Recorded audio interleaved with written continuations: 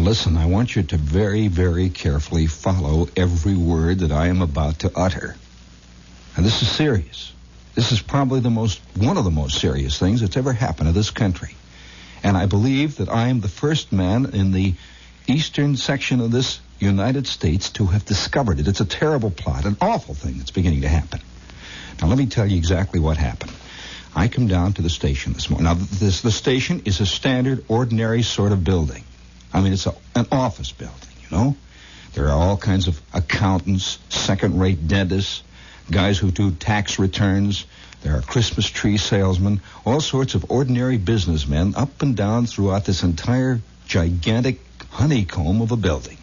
It's right here on Broadway, right in the middle of Manhattan, right in the middle of these United States. Stable country. Country that believes in right things, has God on its side. I mean, right? Okay, correct. We know exactly where we are. So I came down here this morning. I am an employee here. I'm a hard-working man. I do exactly what I am paid to do. I am here. I do it. I go through my song and dance. I tap dance. I do my routine. I play my nose flute. I pick up my pittance and I go. I don't bother anybody, right? I have not rubbed anyone's fur the wrong way, correct? Okay, all right. Now, we know where we stand. I come down to this place this morning. And I arrive in front of my office, this little hole in the wall that they have assigned to 2 or 3 of us. And I reach in my pocket and take out the key. I have a key, a regular Yale lock key. You know, the official kind of key that opens apartments on the east side and that. And I go up to this door and I try to put the key in. Nothing happens. I turn it over and I try it again. Nothing happens. So then I take out my other gigantic pile of keys that are all attached to this long chain that keep falling out of my pocket and breaking at the horn and hard art and all that. So one by one I try each one, knowing full well that none of these are the keys to this door. But a man can't believe such a thing can happen. This is Saturday morning. The sun is shining. There are tourists walking up and down as though nothing is happening right there on Times Square. So, now listen carefully. This has to do with you, not me, you, all of us. And so I'm beginning to work around with this lock, and I suddenly, it dawns on me, I can't get in the office. I'm locked out. I call the air conditioning, the guys who maintain none of them can get in. The doors are all locked, and none of their keys work. This is on Saturday morning in this country, America. I can't get in the office. Everything, all the things I own, all the important things are locked in that office now. My nose flute, my commercials, what else is there in my life? So I come up to the studio here, and all these people here are totally unconcerned, not knowing what is occurring. Now, I'd like to point out just exactly what this means. I have a suspicion that this has happened It's an awful thought. But do you realize this town is vulnerable? We are wide open on Saturday mornings. All you poor clowns are sitting out in Darien.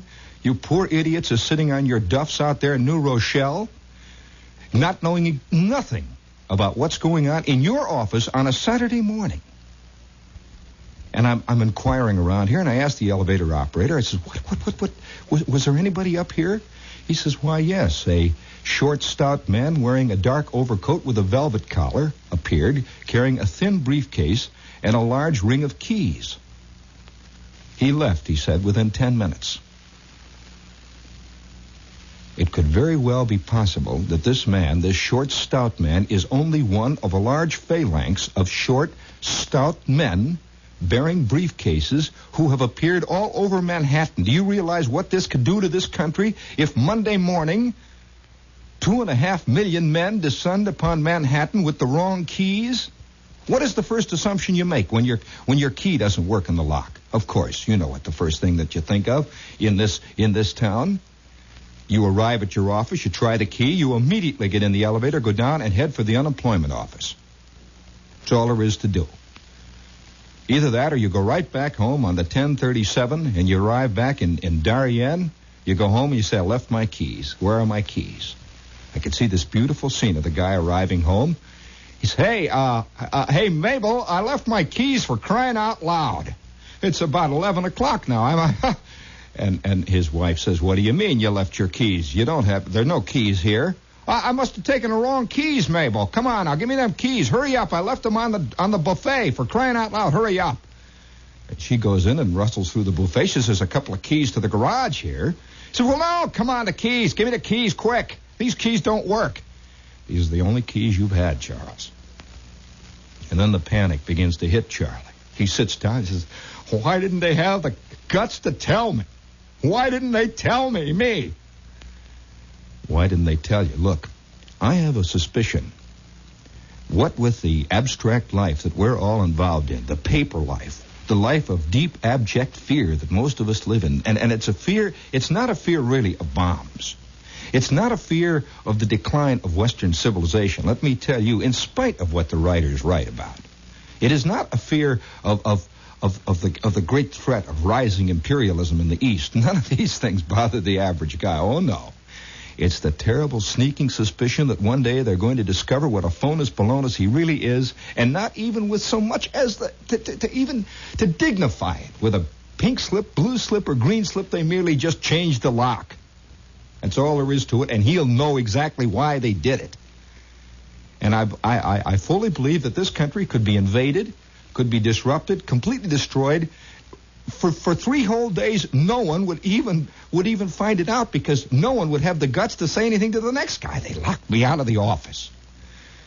The only thing that would happen would be by Wednesday there would be 17.5 million guys lined up in front of the unemployment office on 42nd Street, all of them pretending that, carrying on with the big front, until somebody by about 3 o'clock in the afternoon would discover that the unemployment guys have been locked out, and they are in the line too. And by then, of course, someone would appear on the radio and say, it's all over. It is all over. We have the keys now. And to the right thinkers in the audience, to the right thinkers in this big country of ours, this wonderful country which is now ours, to the right thinkers will go the right keys. Apply. Signed, the Commissar. So I believe that George Orwell was wrong. Seriously, it's not going to be the way Orwell said it was. It's not going to even be the way Huxley said it was. Oh, this could be happening right now. You better call your office this very minute. You had better call your office this very minute, because I am locked out. I have no commercials. I have nothing. I stand before you, a man not only shorn of his commercials and his nose flute, but shorn of his dignity too. And all I can say is to my fellow Americans, for crying out loud, why didn't we think of this? Well, I guess in a way we had it coming to us. I mean, in a sense, we did. We abdicated all along the line, each one of us. I mean, I'll admit, I never realized the value. Yeah, I can just see. Do you realize that I'm locked out of the men's room? You know what this can result in. I don't have to go any further with that. Thousands and thousands and thousands of people just wait and see Monday. Don't be out there laughing. Don't laugh at all. Because the time is going to come, say about 3 o'clock Monday afternoon, you're going to remember where you heard it first. Not on Winchell's program or on Barry Gray. Edward R. Murrow didn't even note that it was happening. So concerned was he over the Middle Eastern crisis. Right here in our very midst. Well, I think we had it coming. I mean, I'm walking. I mean, the signs are there. The signs are there, really. They've been all around us for centuries. This morning, I'm walking along, and I'm on 7th Avenue, and I'm about maybe at 52nd, 53rd Street, something like that on 7th Avenue. And there is a typical American family group milling around. They have come in from Millfield, New Jersey, or Milling Pond, Connecticut. And they have arrived, and they are sort of standing on the corner there, and there's a short, stout father type, a real father. This guy was born with a salt and pepper mustache. His mother had a difficult time. He was born with a salt and pepper mustache. He's standing there, and he's kind of milling. He's pear-shaped, and his wife is a sort of pear-shaped wife. And they're milling, and they had this look on the face of, well, where shall we go now? What are we going to do? We are in the big city now. This is what we've come for. Now where to? Will it be the Roxy to see the Rockettes? Shall we go down to Rockefeller Center and just watch the flags flop? Or shall we, you know this thing? Well, here we are, now what? And they're standing around, and mother's looking west, and he's looking east, and there are two gawky, gangling kids of the modern progressive school-type kids. You know, you can always tell the way the girl brushes her hair and the kind of blazer that the kid wears. They're much better dressed than the parents. All the dough has been invested in these two striplings. And the two were standing there. and I heard this. I'm going to tell you exactly what I heard. Father has said, obviously, what he wants to do. Mother has countermanded what he wants to do. She has something else. They're both standing there. And this tall, brushed girl, who already, at the age of 13, has a little set of letters above her head that say betrothed. You know, you can just see her looking right out of the Herald Trib Society page. And she says to mother and father with a commanding voice, that's the sad part of it, she says, let's have a discussion. Let's have a discussion. This is a democratic discussion. You see, this is the ideal of all the Spocks, all the parent magazines, 17, Zip, Pip, Quick, all the rest of them, that whenever things are going wrong, have a discussion. Rely on the judgment of these idiotic 13-year-olders. And in the end, give in to them, you see, through a long series of illogical arguments. And so I'm walking there, and this chick, this 13-year-older, says, let's have a discussion. And poor father, I could see he just sort of wilted a little bit, and mother wilted a little bit, and I knew what the discussion was going to result in. It's no wonder we've lost our keys. It is no wonder we have lost the combination to the lock. and I go, about 10 minutes before that, I'm walking past Carnegie Hall. And here is a real Schraft lady standing out. This is, by the way, the gathering place for Schraft ladies on Saturday afternoons and Saturday nights. And they're all standing out there. And there's one wearing, the kind of fur wrap, the little fur wrap that looks like a kind of a brownish fur wrap that kind of goes halfway around the shoulders and hangs down to about the shoulder blades. This little kind of, what do they call those things? These are old lady type. Is that a stole? Well, she's got this thing around her, and she's wearing this little pot turned upside down on her head. A real Schrafty hat. And she's standing there, and this is exactly what happened. I'm going to outline to you why we have lost our keys. We have lost the combination. And I'm walking past her, paying absolutely no attention to this old gal, and she's paying no attention to me, and all of a sudden she's, for heaven's sakes, for pity's sakes. And I turned, I thought she was saying something to me, and she tore out on the sidewalk and kind of went into an Immelman turn, a slow looping turn, made a turn to the right, and there another one who looked exactly like her came darting out of a doorway, and they both clasped each other. She says, Emily, for pity's sakes, I've been waiting for a dog's age. Where have you been? And Emily said, right here in the doorway, Clara. And they were both clinging to each other, and I thought, oh, what a touching scene. And all of a sudden, Emily says, Clara, for crying out loud, let's grab a hot dog and get in line. And the two of them went into Nedick's right there next to Carnegie. Let's grab a hot dog. It's no wonder we've lost our keys. Speaking of the lost, this is WOR, AM and FM, New York. Friendly, reliable, sober, industrious, and vaguely confused. Now let's beat out a message via TomTom.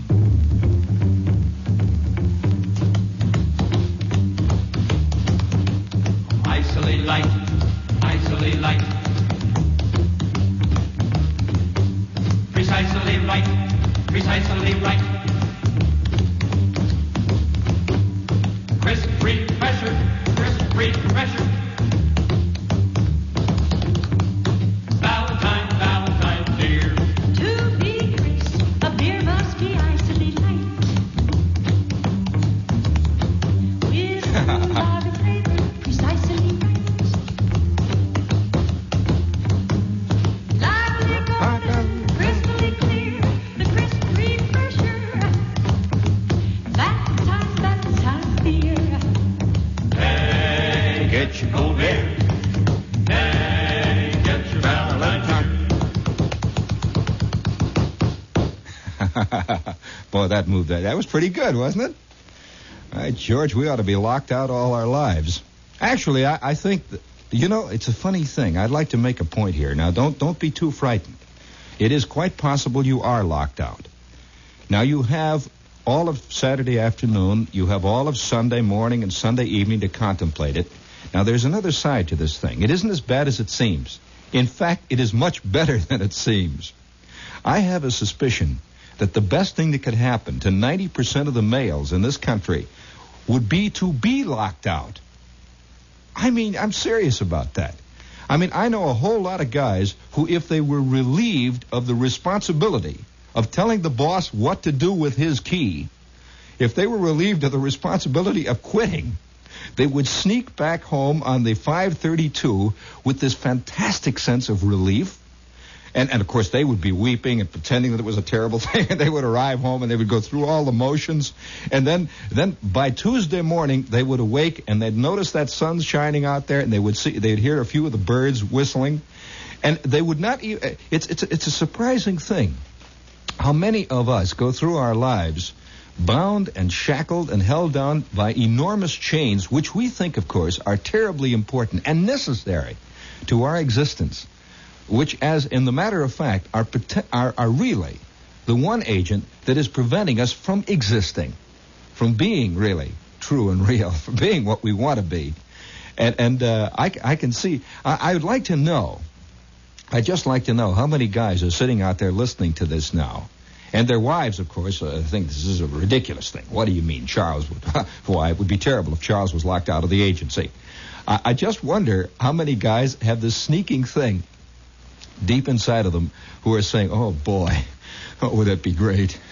Oh, come on, admit it, It would be great. Because a lot of things would happen. First of all, I think one of the things that has begun to worry many people in this country is the constantly advancing effeminization of the male.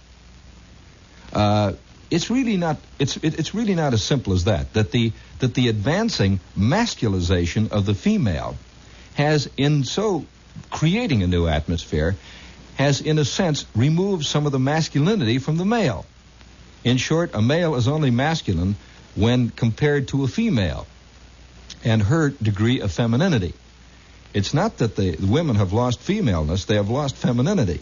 It's not that the males have lost maleness, they have lost masculinity. And so, as you look around, you see all the stage shows, almost all of the movies today feature the new stars who have come up since about 1949 or 50 are all vaguely feminine.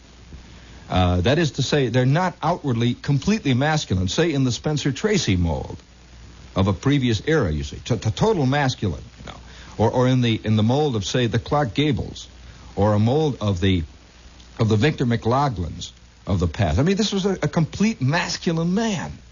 And so gradually there has been a change, a slight coloring of it all. And I could just see this little man whose sole function in life has been to supply an endless stream of dollars for the, quote, activities of the family. the station wagons that are coming and going, and the kids that are going to this school and that school, the wife who's going to this club and that club, and the whole bit. His sole function has been to supply this endless stream. Funny thing the elevator operator said today, I'm coming in, and he said it right out of the blue. Funny, you know, Saturday mornings, I think, are very valuable times for consulting your navel. Really. Because, honestly, a lot of the hoopla and a lot of the paper bag popping and a lot of the paper doll cutting out has ceased, you know, in these places. And you begin to see things for what they are. The file cabinets look gray and deserted and a little menacing and very faceless. They look okay, you know, when there's a lot of girls standing in front of them, moving the drawers up and down. But, boy, they look something else again when you see them with nobody. They just sit there waiting. And they contain all of our lives, all of ours, right there, packed away in alphabetical order, cross-indexed. And so I come in here, you know, and I'm very quietly standing on the elevator with my cup of lukewarm coffee. And the elevator operator suddenly turns to me and says, I don't know what it's about. I said, what? Huh? What? He said, I don't know. I figure some of these guys are going to come in here on Judgment Day. I said, what? What? And then I'm beginning to wait. Judgment Day. I hear the great bugles blowing and the gong, and I wonder how suddenly Judgment Day, and I'm waking out of my lethargy. I said, Judgment Day? What do you mean Judgment Day? He says, well, I'll tell you. He says, you know, there are some guys, I've been riding this elevator now for 20 years. There are some guys who come into this office 7 days a week into this building. They come in at 7 o'clock in the morning. They don't leave until 10 o'clock at night. And they do this they've been doing it now for 20 years. I don't know how long they were doing it before I came here and how long they're going to do it after I leave. They're going to come in on Judgment Day. Wonder what these guys get out of life. And I had no answer. Absolutely no answer. And then I began to think, you know, I get off the elevator and I walk back with my key held hopefully in my hand.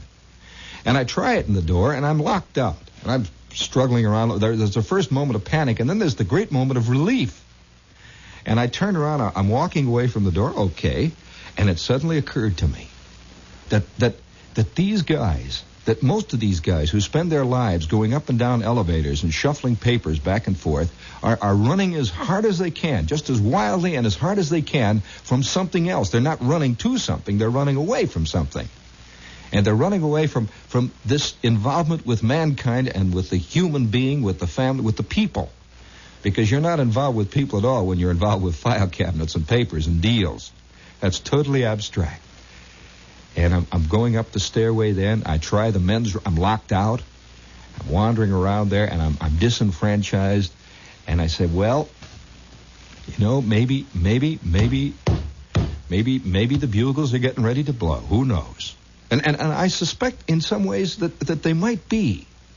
Like today, I'm walking. These are all things that happened to me today. Exactly, all in one line, just lined right up. I'm walking along. I know. Maybe I passed one block after I heard Emily talking to Clara. And I'm in the next block, and I'm waiting for a light. And a cab pulls up. And I'm suddenly reminded of an incident that occurred to me 4 or 5, maybe 3 or 6 or 9 days ago. Are you a collector of cab companies' names? You know, don't fall into the idea that all cabs are just cabs. And don't begin to believe that they're all named either Yellow or Checker. They are not. That there are thousands of cabs in this right here in this city that have a little red series of block letters on the back doors that tell the name of the cab company. Now, how this works is that if you're a cab company owner and say you own 100 cabs, well, for tax purposes, what these guys do is split their company up into about 30 different little companies, and each company owns 3 cabs, you see. It's kind of a corporation tax deal, and actually it's one big company, but there are 30 little corporations, and each one has to have a name that has to be put on the outside of the cab. And so they come up with some great names. I'm telling you, some of the greatest names. For example, there is the Money Cab Company. I mean, how's that for a guy getting right down to the basic of it all? I saw this when by George, there's the Money Cab Company. And one day I get in the cab, and it says Friendly Cab Company. And I get in, and there's this little gnarled cab driver sitting up there in the front seat, and he's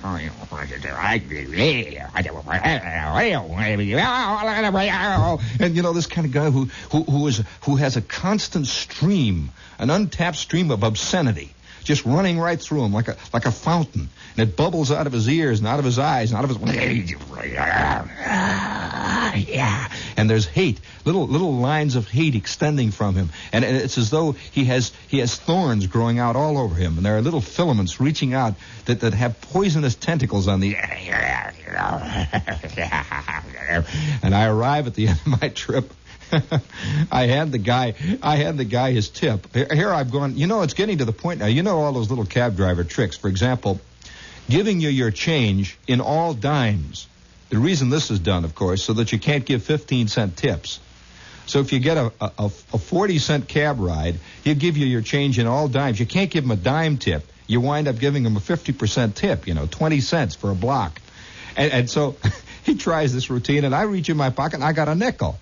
So here we've gone this little way. We've gone about 4 blocks or something like that, and I give him 15 cents, which is a standard tip for this. He looks at me like that, and he slams the door, and there goes the friendly cab company off in the distance. Then there was another great moment that happened to me. I get in a cab on Madison Avenue the other day, and it's one of those terrible moments when we turn left, we get into a crosstown street, and every truck, every bicycle, every motor scooter, 14,000 cabs, 95 policemen, 7 fire trucks, everything is converged on us. We are completely trapped. And I am sitting there, and all I can hear is the sound of muffled curses around me and the tick of the meter. My lifeblood is dripping out of me on the floor. Like that, you see. I'm sitting there for about 40 minutes, it seemed, and the smoke is rising and the steam, and it's hot. It's really hot already there, It's hot. You can see the city. It might as well be in mid-August, steaming.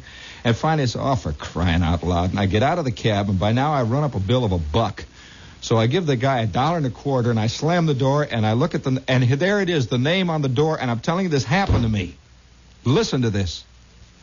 The Hopeless Cab Company.